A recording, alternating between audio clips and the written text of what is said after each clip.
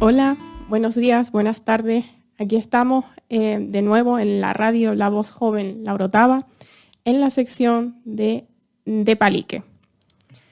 Estamos como siempre en la pecera, Agapito, Tommy, conduciendo el programa yo, Eva, y tenemos como invitada a Marta Garo. Muchas gracias por venir, bienvenida. Muchas gracias, Eva, buenas tardes a todos. Buenas tardes. Vamos a empezar este programa comentando que Marta Garo es profesora de francés, pero también es escritora. Acabas de publicar tu primer libro, Pa' que crezcas. Uh-huh. Creo que sería interesante empezar hablando del título. ¿De dónde nace? ¿Cómo se origina este título? Pues mira, la verdad es que me cuesta muchísimo poner títulos. De hecho, este libro, que está conformado por 29 relatos, pues no tuvo título hasta muy tarde y los relatos tampoco. De hecho, cuando yo mandé el manuscrito a las editoriales, los relatos se llamaban 1, 2, 3, 4, porque me costaba muchísimo poner títulos. Entonces, bueno, yo lo mandé a las editoriales con otro título que no tenía nada que ver con este. Barajé varias opciones. Y bueno, yo había dado a leer el libro a varias personas, entre ellas a Laura González, que fue la lectora cero, que es la primera persona que lee un manuscrito y te va diciendo un poco si funciona, si no, si se entienden las cosas o no. Y también lo leyó mi pareja, Óscar. Entonces yo le dije a él, ayúdame a poner un título porque no tengo ni idea de qué voy a poner. No sé, ninguna de las ideas me parecía muy buena y tal. Entonces yo lo que sí tenía claro es que no quería que se titulase como ninguno de los relatos. En ese momento ya los relatos sí que tenían su título. Y bueno, él lo volvió a leer y tal, y fue de él de quien salió el título de Pa' que crezcas. Yo al principio no estaba muy convencida por lo del pa, porque no sé, no me sonaba, no es que me sonara mal, sino que yo adelantándome mucho pensaba, pues igual hay quien me va a decir, pero eso no lleva un apóstrofe, eso no va con una tilde, eso, y dije, ay, qué pereza me da. Pero la verdad es que me resultaba que podía ser muy apropiado. Hablando con varios amigos y tal, acabé por convencerme porque muchos me dijeron, pues mira, es que al fin y al cabo tú aquí cuentas muchas de las historias con las que tú has crecido y eres la persona que eres hoy en día, pues por todo esto que cuentas aquí, por muchas de las personas que salen aquí y te has conformado como tú eres ahora con todos estos relatos. Entonces dije, pues es verdad, pues mira, Pa' que crezcas al final me convenció. Claro, tiene todo el sentido cuando nos lo comentas así. Y también nos decías que en principio los relatos no tenían título. No. Eso luego nació en el proceso de edición. Sí, o sea, cuando ya tenía la confirmación de la editorial Talón de Aquiles de que iban a publicar el libro, ahí fue cuando me senté a ponerle título a todos y todavía no tenía el título final. Claro. Sí. También, pues, Pa' que crezca sale de uno de los relatos, ¿no? Del de Vísperas sanjuanera, que no se llama como el libro tampoco, y sale de ahí, de una frase que se dice en ese relato. Hablabas del proceso de edición, de buscar editorial, de Talón de Aquiles. ¿Cómo fue todo ese proceso, ese envío del manuscrito, ese esperar a que contesten, esa contestación, si hubo un proceso largo de edición o no? Pues vamos a ver, yo lo mandé a varias editoriales, es que no sé ni decirte a cuántas, porque miré muchísimas donde encajara el manuscrito bien, es decir, que publicaran relato, que publicaran pues relato costumbrista también, ¿no? Y entonces me encontré con que muchas editoriales tenían la recepción cerrada, me encontré con que mandaba el manuscrito a otras y pues pasaban semanas o meses y no me respondían. Y no sabría decirte exactamente cuánto duró porque fue más o menos largo y mientras, aunque yo hubiese mandado ya una versión, yo seguía trabajando en esto, mejorándolo, añadiendo, quitando. Y finalmente cuando la editorial Talón de Aquiles me dijo que lo quería publicar, pues ellos también me preguntaron si estaba cerrado ya y yo les dije que no, que quería escribir 3 relatos más porque me parecía que había mucha distancia en el tiempo. Como tú has podido comprobar, la distribución de los relatos es de orden cronológico. Y aunque los puedes leer con otro orden o incluso separadamente y los vas a comprender, pues ese orden está puesto totalmente a propósito. Y bueno, pues entonces yo escribí esos 3 relatos más y después ya ellos me enviaron toda la maqueta, las galeradas, y junto con una de las editoras pues estuve ahí trabajando codo con codo para volver a revisar, y la verdad es que llegó un punto que acabé bastante saturada porque ya es que no podía ver ni... O sea, no era muy crítica yo, ¿no? Porque ya lo tenía tan visto que bueno, pues que claro, eso no es mi labor, es la de la editora, pero bueno, es verdad que la hicimos de manera conjunta y me gustó también trabajar en eso, porque como yo también estudié traducción, pues es una de las cosas, ¿no?, que se hace también cuando traduces o cuando corriges un texto. Entonces me gustó ver esa otra parte de la edición de un libro. Claro. Nos comentabas que el libro se estructura en relatos y yo te quería preguntar, ¿por qué relatos? Es decir, ¿qué motivó esa elección? ¿O es que ya tenías algunos relatos y entonces fuiste desarrollando los demás? ¿O hay alguna razón en especial? Pues sí, ya yo tenía algunos relatos escritos cuando decidí compilar todos estos y escribir más, porque Para que crezca surgió como una idea que yo tenía de regalarle primero a mi padre, pensé pues algunas anécdotas que yo había escrito y tal. Y me di cuenta que no tenía escrito casi nada. Yo pensaba que sí, pero no. Y entonces dije, bueno, pues igual para los dos, para mi padre y para mi madre, ya que mi madre relata mucho, cuenta mucho, es muy buena narradora oral. Y dije, ay, pues les voy a hacer este regalo. Pero llegó un punto en el que yo me di cuenta de que había historias familiares, primero, que yo había oído tantas veces que ya desvirtuaba un poco. También me las había contado muchas veces a mí misma.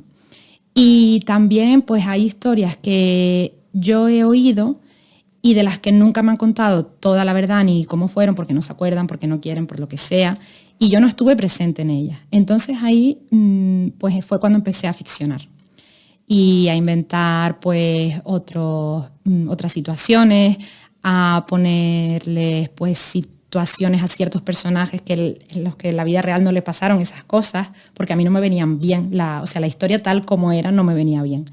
Y ahí fue cuando dije, bueno, pues esto no va a ser un regalo, esto lo voy a querer publicar. Entonces, claro, como ya yo tenía algunos, como Víspera sanjuanera, de hecho, creo que fue el primero que yo escribí, lo escribí en un taller de escritura, y tenía otros de otro taller que había hecho que era exclusivo de escribir sobre la familia.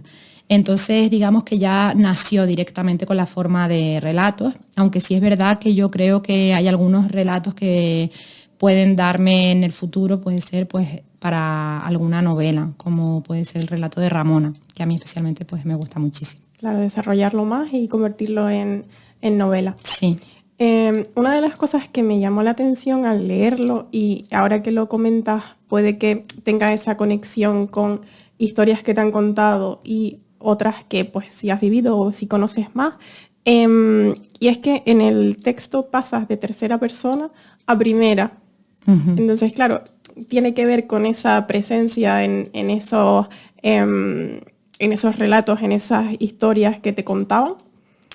Vamos a ver, claro, hay un momento en el que se pasa a la primera persona y la voz narradora cambia totalmente, ¿no? Y digamos que esa voz narradora pues es un trasunto mío, no llego a ser yo, si quieres llamarlo autoficción, pues no sé, quizás sea apropiado. Pues me parecía que se creaba un buen golpe de efecto porque digamos que las historias que se cuentan al principio pues son mucho más lejanas en el tiempo. Y las que se cuentan a partir de que al fin y al cabo es a partir del relato número 11 o algo así, cuando entra esa voz, ese narrador en primera persona, pues esas historias ya estaban más cercanas a nuestro tiempo, a la actualidad, y también era otra visión, porque ya era como habían llegado a mí y cómo yo las había oído contar hacia el pasado. No sé si se entiende. Sí, se entiende, y de hecho es algo que llama bastante la atención cuando lo lees y que genera ese efecto que nos comentas. Al final vemos la diferencia entre, porque claro, como vemos en los primeros relatos, la cronología es mucho más anterior o más hacia el pasado. Y claro, esa primera persona te trae como más al presente. Sí, de hecho está al final del relato, Sí. cuando te das cuenta de quién es el narrador y cómo ya a partir de ahí pues cambia las historias. Creo que no llega a cambiar el tono, aunque bueno, hay algunas que son muy diferentes entre sí también. Claro, también otra cosa que ayuda mucho también es el cronograma que tenemos al principio de la familia y los nombres, porque claro, a veces se nombra una vez en cada relato y demás, y entonces a veces relacionar unos con otros pues viene bien para seguir ese hilo conductor. Sí, yo creo que si no lo llegas a relacionar, no pasa nada, como si leyeras relatos de personas que no tienen nada que ver entre sí, pero si los relacionas, pues mejor que mejor, porque puedes ver cuál es la relación dentro de esa familia, incluso la relación afectuosa que pueden llegar a tener en el presente del libro, ¿no? Más que en el pasado, cómo cambia. Hay personajes como Simón, que salen muy pocas veces, sale una vez, creo, pero bueno, no está de más saber que es el hermano de Anita, que es hijo de Adela, y así. Por eso me resultó interesante poner ese árbol genealógico. Claro, sí, sí, es de agradecer cuando lo leemos. Y yo quería comentar contigo ahora varios temas que he visto a lo largo del libro y que me parecen interesantes. En primer lugar, pensaba comentarte, porque claro, el libro se ambienta en La Perdoma, un pueblito de la Orotava, y vemos cómo va cambiando La Perdoma a lo largo del tiempo. Observamos como el uso de canarismos de una manera espontánea, hay una riqueza en las descripciones, en los calificativos, que creo que también ahora se utiliza mucho, o quizás tenemos como un auge, o está en auge más ese sentimiento quizás como más propio, más canario. No sé, tenemos autoras, Andrea Abreu, Aida González Rossi, que tienen muy en cuenta lo propio, lo canario, y creo que cada vez se hace más. No sé si opinas. Sí, estoy totalmente de acuerdo. De hecho, yo creo que en la literatura canaria hay o va a haber un antes y un después de Panza de Burro, ya que yo me imagino que si Andrea Abreu no se hubiese lanzado como se lanzó a publicar ese libro sin ningún tipo de glosario, con una oralidad tan potente, pues a lo mejor yo no hubiera escrito el mío de esa manera. Entonces creo que ella ha abierto un camino por el que vamos a transitar muchos. Y además creo que es muy importante reflejar la oralidad, porque nosotros, imagino que tu generación también, hemos recibido mucho el mensaje de que no hablamos bien, de que somos brutos, de que las S aspiradas suenan fatal, y vemos como hay presente muchas veces un canario artificial, ¿no? Por ejemplo, en los medios de comunicación canarios. Yo, de hecho, estoy muy contenta de que tú hables como hablas en tu casa y en el pasillo de la facultad, que es normal, sin poner muchas S, ¿no?, al final, y sin buscar tanto ese otro vocabulario que no es nuestro. Entonces, creo que eso está muy bien, que tenemos que estar orgullosos, y que es muy bonito, y también que es un homenaje, porque al fin y al cabo la lengua es identidad. Entonces es muy importante reflejarlo y verse reflejado en lo que uno lee, en lo que uno consume de manera audiovisual.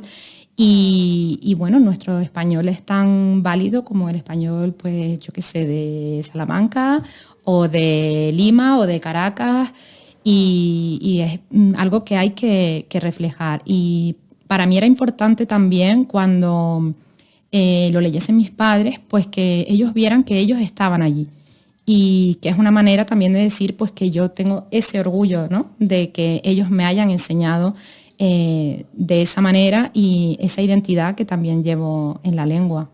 Claro, porque esto lo podemos relacionar con que también nombras en el libro tradiciones, ritos, rituales canarios, como pues la hoguera de San Juan, correr el cacharro, todo esto que conforma como la identidad canaria, y que al final es necesario también poner en valor y reflejarlo de alguna manera en la cultura.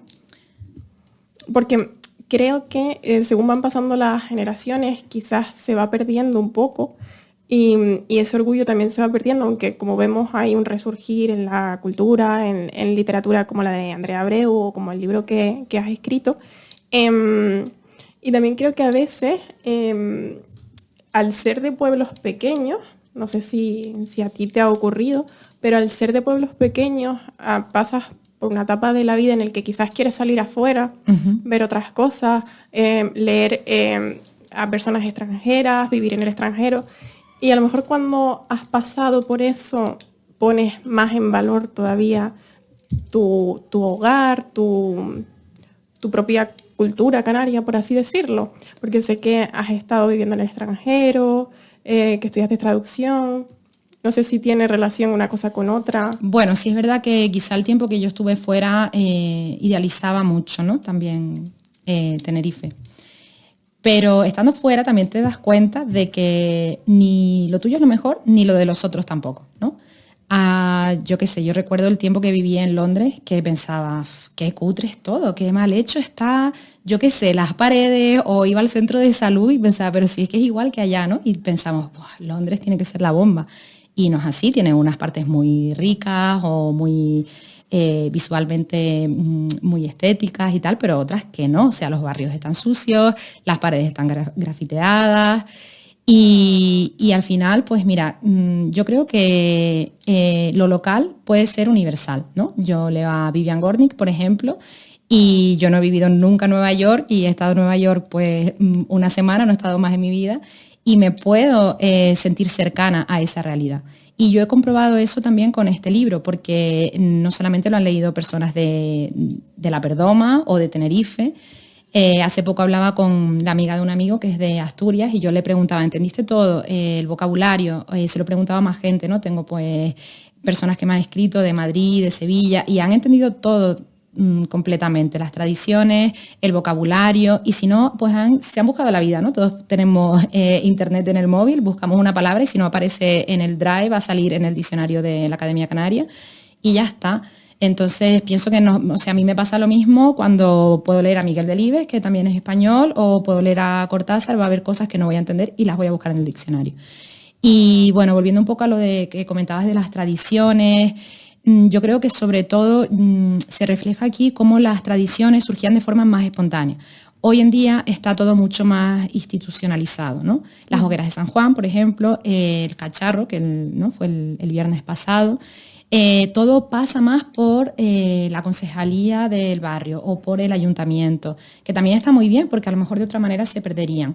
Pero no puede ser que releguemos nuestras costumbres a que estén presentes en los colegios, en los institutos y en los ayuntamientos. Porque la familia, el vecindario, el barrio tiene un papel muy importante respecto a eso. Y el viernes pasado, pues yo lo viví, ¿no? Allí en La Perdón otra vez, comiendo con mi familia, pues con mis sobrinas, los vecinitos del barrio y tal. Es verdad que muchos estaban en el taller de allí de La Perdoma que se hacía en la plaza, pero luego ya salían con sus tíos, con sus primos, pues a correr el cacharro. Y cuando yo era pequeña, no sé cómo era en tu generación, pues era algo espontáneo y ya está, no había tanto taller o sí, sobre todo ¿no? los talleres para hacer este tipo de cosas. Entonces creo que es importante que no releguemos esto a las instituciones, porque no es su única labor, o sea, no es labor solo de ellos, es de todos nosotros. Claro, también es una forma al final de crear esa comunidad, ¿no? Esa relación entre vecinos, esa relación entre familias. Sí, por supuesto. Y los vecinos también creo que quizá antes jugaban un papel más importante o más presente de lo que juegan ahora, ¿no? Porque antes había quizá más sentido de comunidad. Hoy en día, pues, somos mucho más individualistas y incluso en los barrios, ¿no? Pasa porque los barrios van creciendo, no son lo que eran antes, que está muy bien, por supuesto, pero también está muy bien poder ponerle cara a la persona que vive cerca de ti, que cualquier día necesita cualquier cosa, o simplemente, pues, yo qué sé, dar los buenos días y el cómo estás y ya está, ¿no? Claro, este era otro de los temas que quería comentarte, el del pueblo. Al final el pueblo es importantísimo en el libro, es casi como un personaje. Lo que comentabas del vecindario, el vecino es casi familia en muchas partes del libro. A mí me parecía muy interesante lo que me comentabas, lo que escribías con Raúl y Nereida, que buscaban su familia y al final tenían como esa familia con Anita y Alberto, si no me equivoco. Al final esa familia escogida, esa comunidad que se crea, el pueblo como unión, me parece súper importante y quería saber, ya has comentado un poco, pero ¿consideras que cada vez pasa menos? A ver, por un lado sí, quizá respecto al vecindario sobre todo, pero por otro, creo que cada vez somos más las personas que aparte de nuestra familia de sangre tenemos una familia escogida, ¿no? Y tenemos un círculo de amigos, creo que las redes de amigos son muy importantes, sobre todo en mi generación. Y está muy presente en las personas que hemos vivido mucho tiempo fuera, porque cuando estás fuera de tu casa, pues te encuentras más solo y entonces las relaciones son mucho más fuertes y quizá y más intensas. Y vamos a ver, para mí yo quería reflejar aquí tanto con el relato de Raúl y Nereida como con el de Ramona, cómo puede ser, cómo puedes llegar a querer tanto a las personas que no son de tu familia, que a veces nos inculcan que a los que más vamos a querer son las personas que llevan nuestra sangre o quizá nuestra pareja también, ¿no? O las personas con las que vayamos a formar una familia con hijos en el futuro. Pero no tiene por qué ser así. Y creo que es algo también que, por ejemplo, en mi caso, pues yo he visto en mis padres, no es que me lo hayan inculcado, sino que lo he vivido, ¿no? Y quizá por eso yo también pues tengo fuera de mi familia una red muy, muy fuerte y muy grande. Y con Raúl y Nereida, por ejemplo, pues se ve totalmente como ellos llegan a la Perdoma, no están buscando, ¿no? Desesperadamente, llevan ya días en Tenerife dando vueltas con sus fotos, que si la guancha, que si Cody, al final, pues mira, están allí, se encuentran a esa niña ahí un poco josicuda, ¿no? Que dice, a ver, ¿ustedes quiénes son? ¿Qué vienen a hacer aquí? Y cómo pues los lleva a casa de sus padres, que en ese momento es como, ay, pues mira, son cubanos como mi tío, que no sé qué, y cómo pues los acogen en la familia. Y con el relato de Ramona lo mismo, porque estas personas, el barco se les para aquí en Tenerife y van a ir a Venezuela y no siguen y al final se quedan aquí años, ¿no? Y como para Anita son tan importantes. También es verdad que antes, quizá, sobre todo yo lo veo por lo que yo viví y por lo que me contaban mis padres, creo que se criaba más a los hijos en comunidad, ¿no? Tú estabas en el barrio, allá en la Plaza La Perdoma o aquí en la Plaza del Llano o lo que sea, o en la Gaeta en la Plaza del Pueblo, da igual. Y tenías muchos ojos que te veían, sabían de quién eras el hijo. Sabían quiénes eran más o menos pues tus amigos. Si estabas haciendo algo que no estaba muy bien, ya sabías que en tu casa se iban a enterar de alguna manera, ¿no? Y eso también estaba bien. Es verdad que como niño quizás te coartaba un poco la libertad, ¿no? Y te cortaba las alitas, pero estaba bien también porque luego, pues yo qué sé, pues si estabas en casa de un amigo y se te hacía un poco tarde y te invitaba a merendar, pues ahí te quedabas y no pasaba nada, es que no había ni móvil ni nada. Luego ya llegabas a tu casa, ¿dónde estuviste? Pues en casa de Beatriz, allí jugando a la Barbie, ¿sabes? Claro. Y ya está, ¿no? Y la figura de la tata también, que la nombras en el libro, también es algo que quizás cada vez tenemos menos por lo mismo que estás comentando. Sí, sí, es verdad que hoy en día pues no suele estar esa figura, ¿no? Que es alguien también pues cercano a la familia, amigo de los padres y tal, que la tienes también como un referente y que también es tu familia y te va a cuidar cuando toque, te puede ir a buscar al colegio sin las autorizaciones ahí en el programa informático, exacto, ¿no? Sí. Y bueno, no sé, tampoco quiero romantizar ese pasado porque también tenía pues cosas negativas y hoy en día hemos avanzado mucho en otros aspectos sociales que también están muy bien. Pero yo entiendo que cuando se lee el libro, pues se siente a lo mejor cierta nostalgia y se vuelve con los recuerdos pues a otra época. Sí, claro. Y lo que comentabas antes de la familia escogida también me conecta con otra parte del libro, que al final la voz narrativa está hablando, por ejemplo, del abuelo, que al final es esa familia de sangre y demás, y se pregunta qué es conocer a alguien, que al final, claro, puedes tener una mayor relación con alguien, con un vecino, con alguien que es familia escogida, que no esa familia de sangre. Uh-huh. Claro, sí, en este caso, ¿no? Pues la protagonista del relato no tuvo una muy buena relación con su abuelo y añora eso que tantas personas cuentan, ¿no? De sus abuelos. Hay personas que tienen la presencia de sus abuelos desde bien niños hasta que son, pues quizás están en la primera juventud, y eso la verdad es que está muy bien, ese acompañamiento también, porque se aprende de otra generación, ¿no? Y en este caso sí, también creo que se muestra bastante bien pues cómo hay personas que son de tu propia familia, de las que no sabes nada, y al final recurres a un árbol genealógico que está medio en inglés, medio en español, para saber un poco más de esa persona a la que tampoco le tienes mucho cariño ni tuviste tanto apego. Claro. Otro de los temas bastante importantes en el libro es el tema de la migración. Al final es una familia que viene a Tenerife, que viene de Galicia, si no me equivoco más. De Andalucía. Y claro, tenemos como muchos puntos geográficos, tenemos Cuba también. Y la migración al final es un tema central, ¿no? Porque al final la familia se genera en La Perdoma, se establece allí, pero luego llegan otras personas, llegan de Cuba y demás, y forman una comunidad. Sí, creo que está bastante presente ese tema porque como tú bien has dicho, con los primeros relatos, ¿no? La familia que se establece ahí y cómo no llegamos a saber nada de la familia que dejan en Andalucía, ¿no? Ellos se vienen y aquí se quedan, y luego en otros relatos, como puede ser el de Londres, pues sí se ve ese lazo, o con Ramona, ¿no? Ramona se va y, bueno, en el relato no se cuenta, ¿no? Se cuenta un poco que hay cartas, pero como era todo mucho más difícil mantener ese contacto, en el de marcharse también, ¿no? Cuando Alberto decide irse a la península y tal, y cómo está tan lejos. De hecho, hay veces que hay una parte que se dice que Candelaria estaba como si estuviera al otro lado del mundo. Sí. Entonces se ven que con las distancias, que siguen siendo las mismas hoy en día, pero que antes, pues claro, con los medios que se tenían, pues era como si fueran inmensas. Y con ese relato de Londres, tú puedes ver cómo puedes mantener el lazo con tu familia de una manera mucho más simple de lo que se mantenía antes.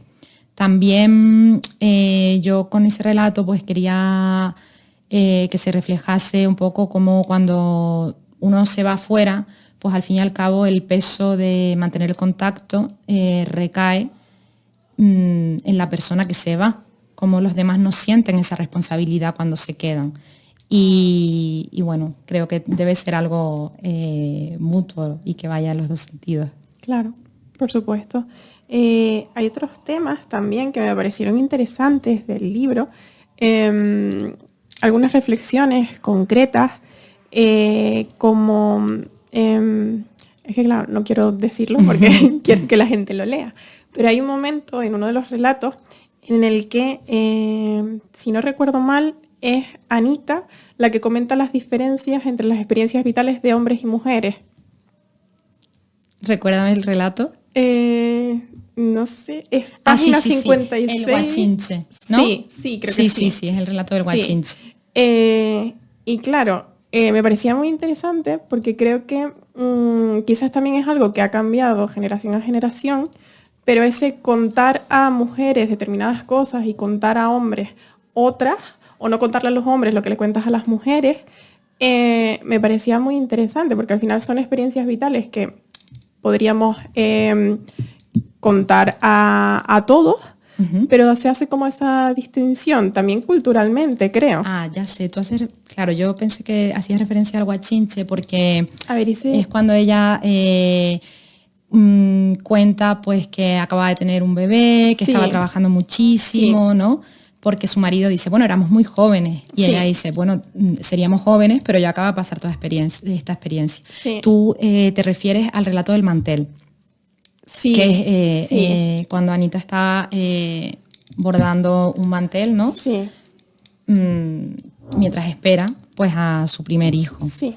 Y bueno, pues la experiencia... Y recuerda... Recuerda, pues, otro embarazo previo que tuvo y cómo lo pasó, y de hecho también creo eso está presente en otro relato, en La Alegría, cuando ella tiene otra hija y recibe comentarios, ¿no? Por parte de su ginecólogo diciéndole, pero bueno, ¿cómo te atreves a tener otro hijo más? Estás porque ella loca. Era muy mayor. Exacto, ¿no? Y ese, pues es verdad que al fin y al cabo pues hay una parte en la que quizá está más juzgada su marido, que los hombres, por este tipo de decisiones.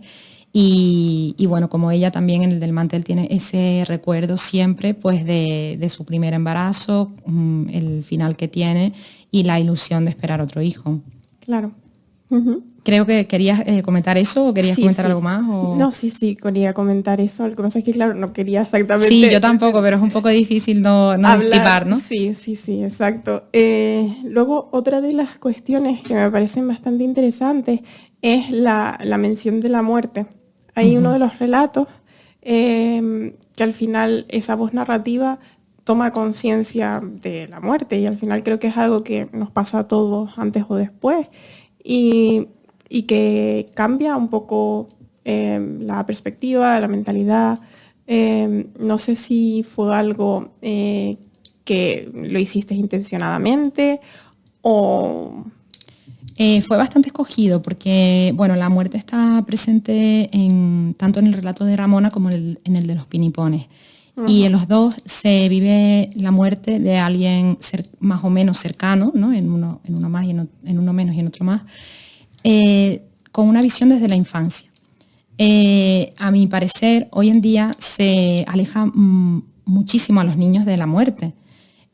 No se les cuenta bien cuando se muere una mascota, cuando se muere a algún familiar, qué pasa, hay miedo a decirles cuál es la situación.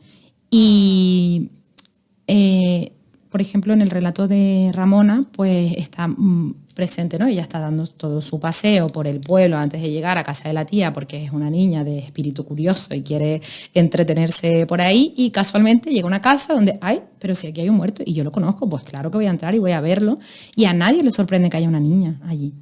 Es verdad que en el otro se vive la muerte de otra manera, desde la conciencia ya de un niño que dice, uy, pues es que esto puede pasar. Y le pasa a alguien muy cercano. Y como en ningún momento a nadie le extraña pues que esa niña quiera ir a ver con sus propios ojos lo que pasó y cómo le pregunta a sus padres, ¿no? Pero es que esto nos puede pasar a todos. Y es un relato muy, quizá de los más cercanos a mí, ¿no? Porque yo escribí ahí mucho desde el recuerdo, una experiencia muy cercana que tuve, porque yo también me he preguntado a lo largo de mi vida, pues, ¿cuándo fue la primera vez que yo tuve conciencia de la muerte? Y no solamente de la muerte de un familiar, porque creo que todos tenemos en mente pues, que algún día vamos a perder a nuestros padres o a nuestros abuelos, ¿no? Que puede pasar de niño, de adolescente, sino también cuando pasa pues, a algún ser querido que no tiene por qué ser mayor que nosotros. Entonces, pues ese relato, la verdad, de los pinipones me costó bastante escribirlo, pero quería reflejar esa visión desde la infancia. Se refleja y de hecho es cierto que esa reflexión también hace que los lectores al final conectemos con ese relato, con el libro, con esa experiencia, por así decirlo, porque al final la tenemos todos, ¿no? Entonces es normal como esa búsqueda, esa reflexión. Otro de los aspectos bastante comunes, quizás también por la tradición y demás, es el tema de la religión, el tema de la comunión y demás. Lo quisiste reflejar también como parte de la tradición, la cultura. La verdad es que no expresamente. Es verdad que en la iglesia en sí el edificio está muy presente, ¿no? Y se describe muy poco, prácticamente el sonido de las campanas y del reloj marcando las horas que está presente. Pero bueno, quizá fue más casual, la verdad, no fue algo que yo buscase intencionadamente, pero sí que es verdad que pues que a mí me llamaba la atención también ver cómo era el momento de las comuniones cuando mis padres eran pequeños. O sea, a mí me parecía, cuando ellos me contaban eso, de realismo mágico totalmente. Y ver fotos de mi madre, ¿no? Vestida de comunión, por ejemplo, y a mí me interesaba mucho saber cómo se hizo el vestido, quién se lo hizo, dónde fue a peinarse, dónde compraron las flores, quién la acompañó hasta la iglesia, qué pasaba después. Sobre todo porque ha cambiado mucho, porque una comunión hoy en día es que falta un novio ahí, ¿no? Cuando son las niñas parecen mini bodas. Y claro, ver todo eso, cómo había cambiado, pues la verdad es que lo descubrí también de forma casual, ¿no? Que me contase lo que pasaba después de las comuniones allí en la Perdomo, y me llamó tanto la atención que lo quise poner, pero no particularmente por nombrar un aspecto religioso, la verdad. Uh-huh. Luego quería comentarte otros 2 temas ya para cerrar esta parte del libro que en mi opinión son bastante importantes. No sé si coincidirás. Por un lado, yo tuve la sensación mientras leía el libro que todo el libro en sí es como un homenaje a los mayores, a las historias que nos han contado, al pasado. También en uno de los últimos relatos hablas de cómo ha cambiado la sociedad y en cómo en muchas ocasiones se deja afuera a los mayores. Esto también conecta con el otro tema que te quería comentar, que es el del recuerdo, ¿no? El volver a las raíces, el volver a esas historias de la infancia. Para mí es como central en el libro. Uh-huh. Vamos a ver, en el penúltimo relato, que quizás es el más político, reivindicativo, sí es verdad que yo lo puse ahí totalmente aposta, porque habiendo leído todo lo anterior, que como tú bien dices, es un homenaje, para mí es un homenaje a mis padres, ¿no? Y a mi familia.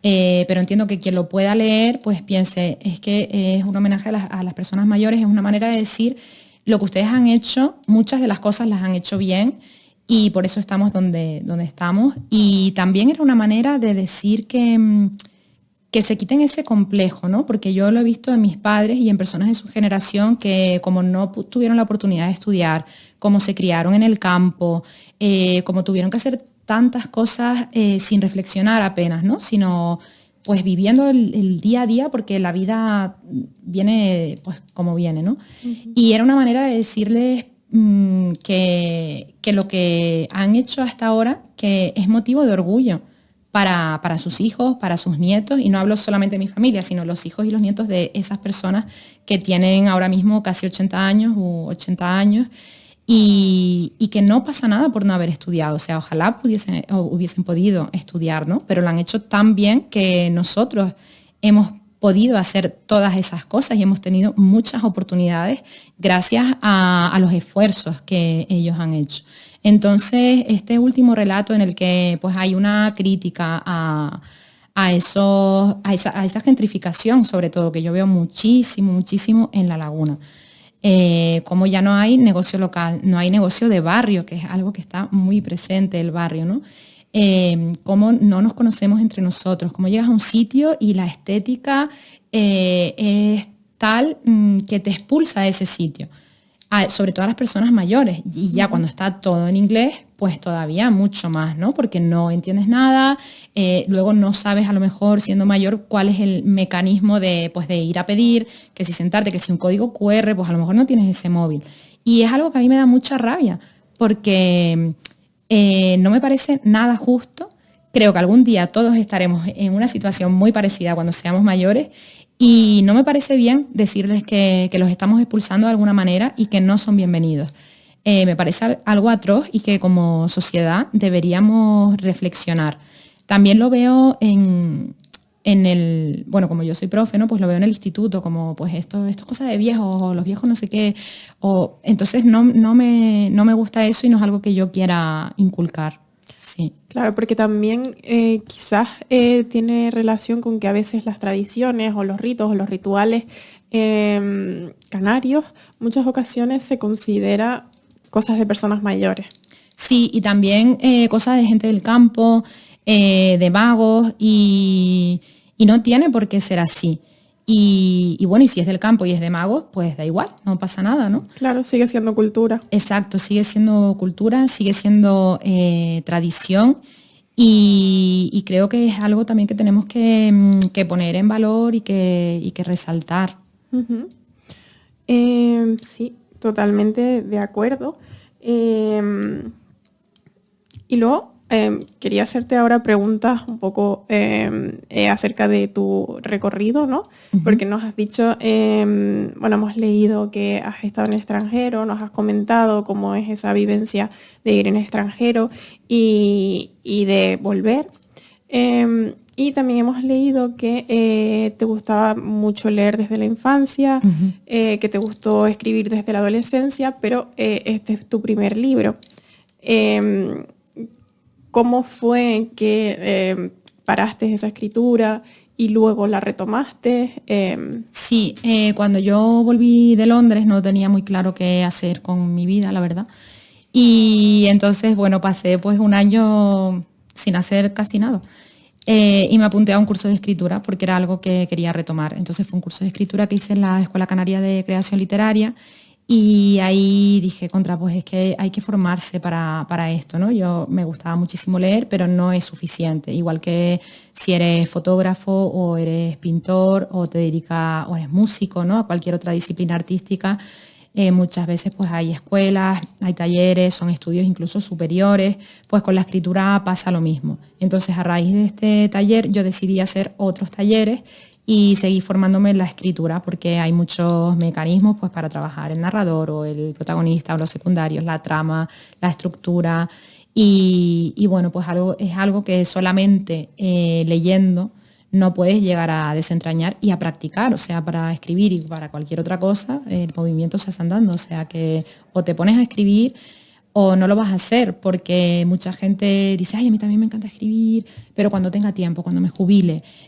o lo uso como terapia, que está muy bien también, ¿no? Usarlo como terapia si quieres, pero creo que si tu ambición es publicar y que te lean más personas que tus amigos y tu familia, pues que la formación es muy necesaria.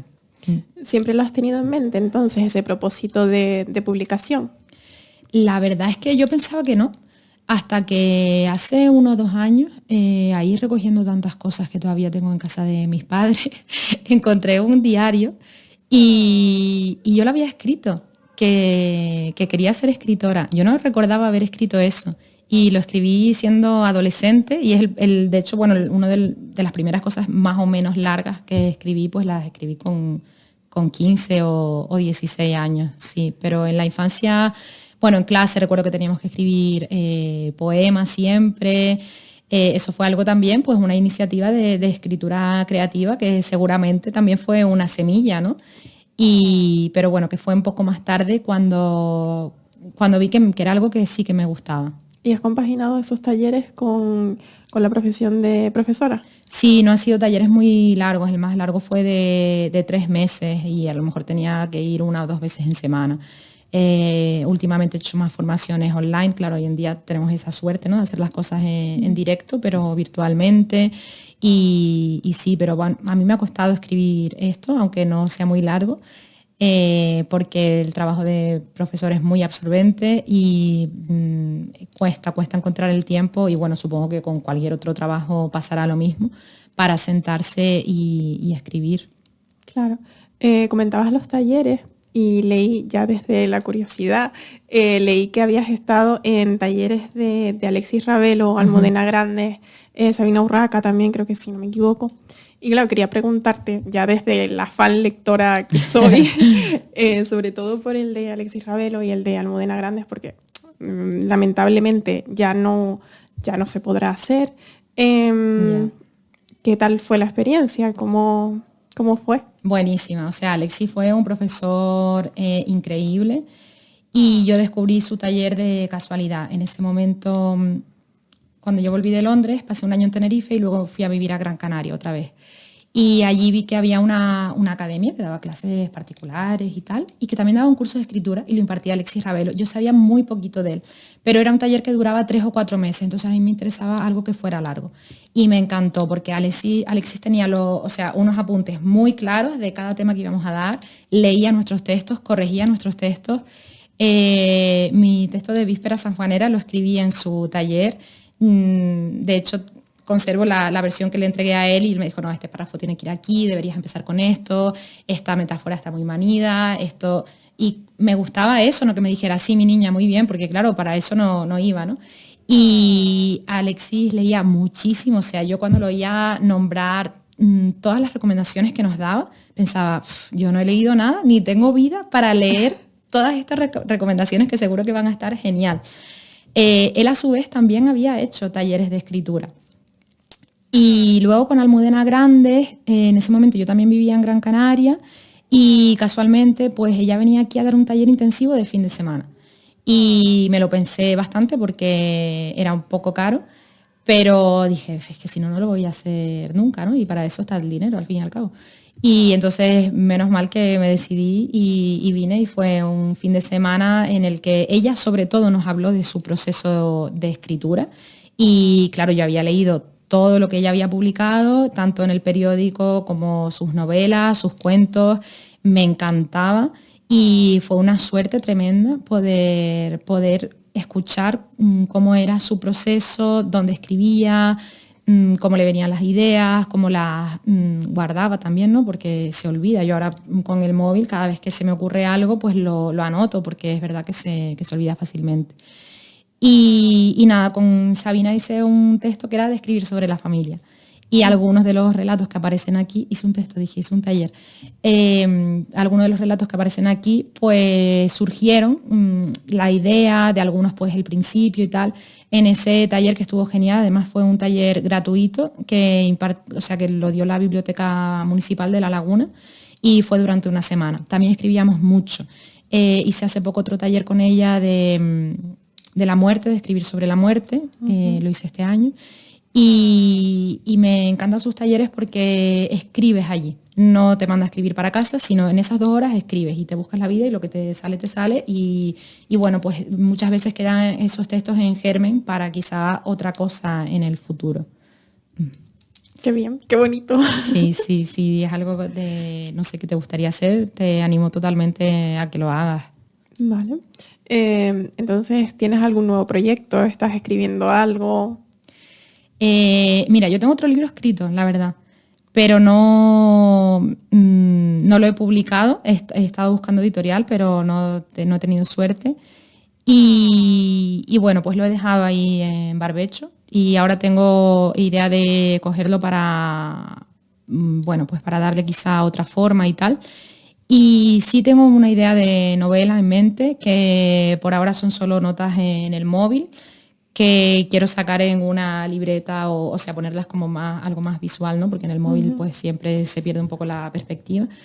Pero sí que tengo ya eso, una idea de la historia que quiero contar, de algunos personajes incluso, pero es todo muy en la mente todavía. Y hasta que no termine un poco más la promoción de Pa' que crezcas, pues no podré sentarme a escribirlo. Claro, porque has estado presentando el libro, ¿no? Sí, el libro salió en junio y bueno, que esta editorial tiene distribución nacional, algo que a mí me interesaba mucho, ¿no? Que no solamente fuera distribución regional aquí en las islas. Sí es verdad que de la promoción me tengo que encargar yo. Entonces es algo que es difícil de llevar, de compaginar con el trabajo y de encontrar todos los recursos de los que yo sola puedo disponer para llamar, o sea, tocar puertas y decir, hola, quiero por favor pues que se lea en este club de lectura el libro, o si puedo hacer una presentación aquí o una entrevista allá. Y bueno, pues quizá, o sea, mi idea es a principio de año ya dejar la promoción y ya que crezca lo que tenga que crecer. Y bueno, la verdad es que me doy con un canto en los dientes porque está yendo bastante bien, se está leyendo bastante y incluso está teniendo más proyección de la que yo me esperaba, con lo cual estoy muy feliz. Qué bien, me alegro mucho. Gracias. Para terminar el programa, quería hacerte así algunas preguntas literarias, a ver qué tal. Madre mía, a ver. La primera era, ¿cuál es tu género literario preferido? Vamos a ver, pues yo suelo leer mucha narrativa contemporánea española, también leo lo que puedo en francés, ¿no? Como soy profe de francés y tal, pero mi género literario, pues leo sobre todo costumbrismo bastante, no suelo leer poesía, no es algo que me llame mucho la atención y bueno, sí, más o menos sería eso. Uh-huh. ¿Con qué escritor, escritora te gustaría sentarte a hablar? Qué difícil esa. Pues mira, quizá con Elvira Lindo, porque Elvira Lindo me marcó mucho desde niña, con Manolito Gafotas, que es totalmente costumbrista, tiene mucho humor. Además, es una historia de barrio, ¿no? De un niño, una historia que no era políticamente correcta y que hoy en día quizá no se publicaría tal y como salió en ese momento. Y es una escritora que yo luego seguí mucho, que la ha pasado a muchos lectores, ¿no? De Manolito Gafotas, que tienen mi edad, que luego siguieron leyendo a Elvira Lindo hasta la actualidad. Yo la seguí siempre mucho en la prensa y me he leído todas sus novelas, sus tintos de verano que me encantan. Y sí, esa sí que te diría que sin duda con Elvira Lindo. ¿Cuáles son tus 3 escritoras, escritores preferidos? Elvira Lindo, Almudena Grandes y... ¿quién más te podría decir? Ay Dios, es que esto es lo típico que te preguntan así, dices, ¿quién? Y no sé, a ver a quién más suelo así yo seguir bastante, que tenga... Bueno, a Alexis también he leído bastante. No sé, ¿qué más decirte, Eva? Perdona. Lo dejamos en 2. Vale. Y ya la última, de los libros que tú hayas leído que estén publicados, ¿cuál has leído y has pensado, ojalá lo hubiera escrito yo? Pues muchísimo. Pero mira, de Alexis Ravelo, por ejemplo, me encantó La otra vida de Ned Blackbird, se titula, porque es totalmente distinto a lo que él solía escribir de novela negra y es muy, muy original. ¿Y qué más? Pues estoy pensando así en mis lecturas recientes, ves que me olvido mucho, por eso tengo el catálogo ahí de Goodreads. Ah, yo también lo tengo. Sí, bueno, sí, que lo uso sobre todo no para puntuar, sino para llevar como un registro de las lecturas que... Sí. Bueno, tengo esa manía. ¿Qué libro me hubiera gustado haber escrito? Es que esto es muy difícil, ¿eh? Sí. No te voy a decir ninguno porque no me va a salir ahora. Me lo tenías que haber preguntado antes. Bueno, pues nada, muchas gracias por venir, Marta. No sé si ha faltado algo que quieras comentar. Que va, súper bien. Muchas gracias por esta entrevista.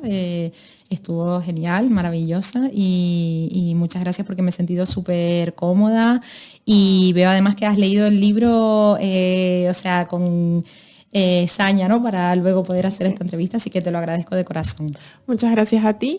Y bueno, a los oyentes, muchas gracias por escuchar, por estar este ratito con nosotras. Por favor, compren el libro, léanlo, lo recomendamos 100%. Y hasta la próxima. Hasta luego, gracias.